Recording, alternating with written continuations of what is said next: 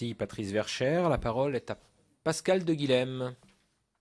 Oui, merci Président. Oui, Monsieur le Ministre, chers collègues Hetzel, ce qui se passe vraiment dans l'école, nous le savons. Vous le savez, c'est le résultat et je ne continue pas.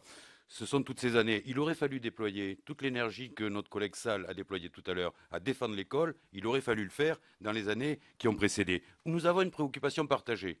La préoccupation partagée sont les difficultés rencontrées dans les apprentissages par grand nombre d'élèves, c'est l'échec scolaire et nos efforts, les efforts du ministre, traduits aujourd'hui par ces 25 clés qui ne sont qu'un début et qui vont être étayés par le débat parlementaire, eh bien, nos efforts doivent porter sur la mise en place des meilleurs outils de remédiation.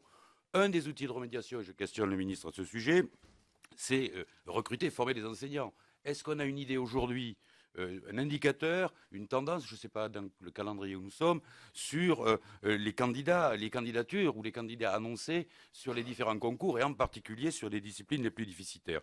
Et puis, puisqu'on est, bon, on ne va pas aborder modestement en une minute l'ensemble de la loi, mais puisqu'il y a des mesures clés, il y a des mesures qui ne sont pas clés et qui ne sont pas forcément, et qu'on ne retrouve pas, ou qu'on peut retrouver dans le rapport annexé. Il y a une préoccupation que j'ai, qui est traduite par des rapports parlementaires et par des préoccupations, c'est le problème de la santé, des inégalités dans l'école, qui aggravent et qui traduisent souvent d'ailleurs des inégalités sociales. Pas que, mais souvent. Est-ce qu'il y a un axe sur la promotion de la santé, sur le développement du sport scolaire?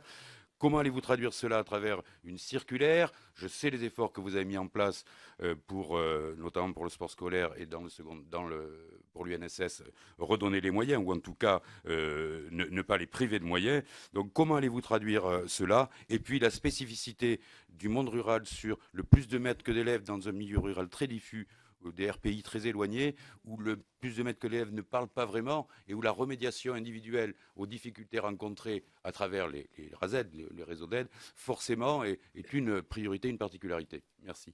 Merci.